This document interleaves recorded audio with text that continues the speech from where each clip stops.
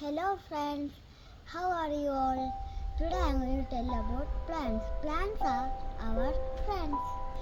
The plants need sunlight, air, soil and water.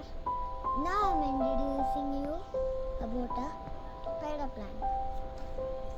This is a spider plant. It is also known as Chlorophytum comosum. Spider plants are plant-forming plants with white fleshy roots that grow up to 60 cm tall. The leaves are long and narrow, growing up to 45 cm long. It can be planted indoors and outdoors. It helps to clean indoor air. It is a fantastic oxygen producing indoor plant. Now I am going for planting.